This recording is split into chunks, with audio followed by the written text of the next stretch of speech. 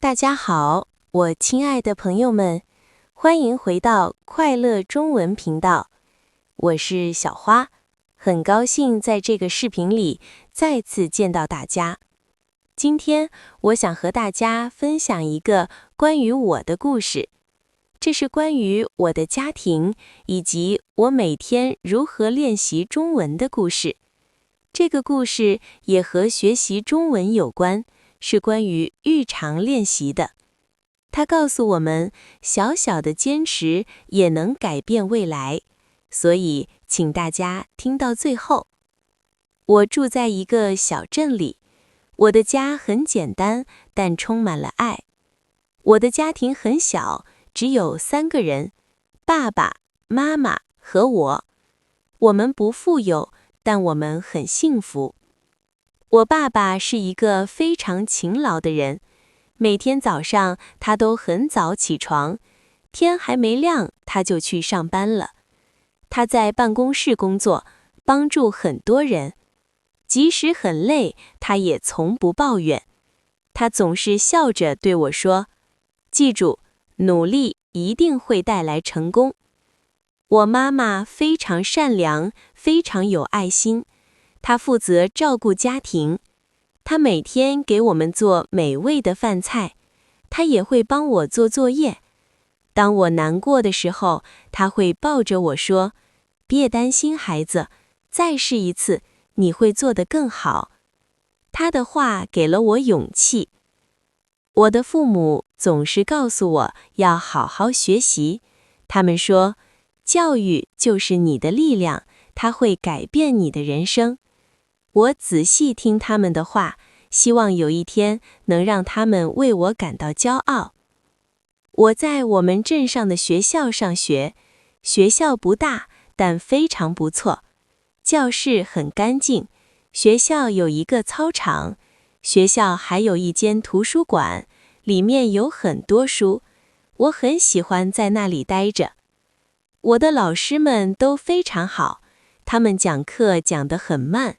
当我们犯错误时，他们从不生气，他们总是鼓励我们。我最喜欢的科目是中文。我喜欢中文，因为它让我能够与全世界联系在一起。我的中文老师是我最喜欢的老师，他非常友好，也非常亲切。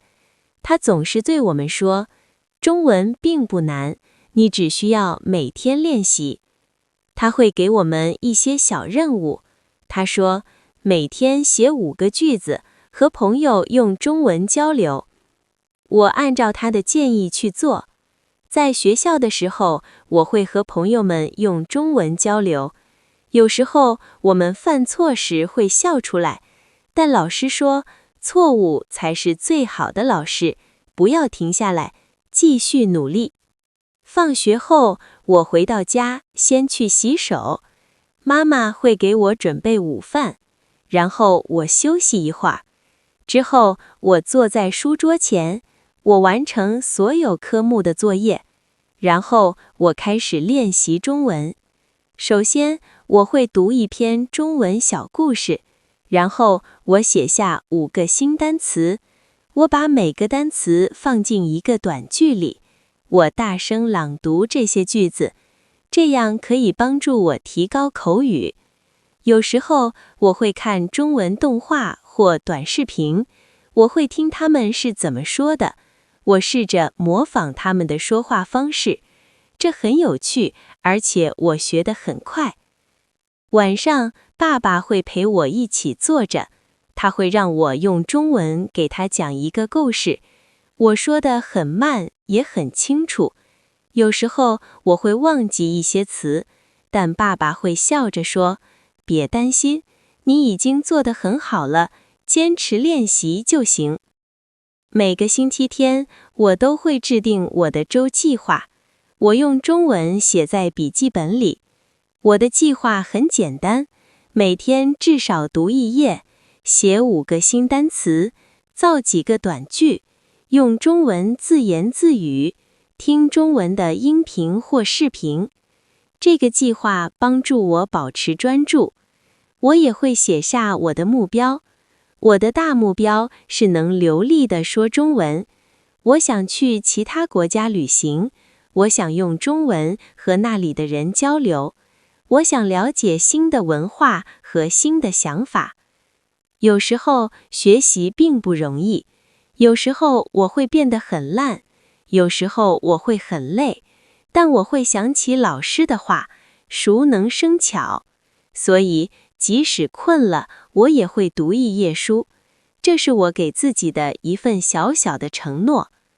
我梦想有一天成为一名中文老师，我想教孩子们，我想告诉他们不要害怕，慢慢说，勇敢说，中文是你的朋友。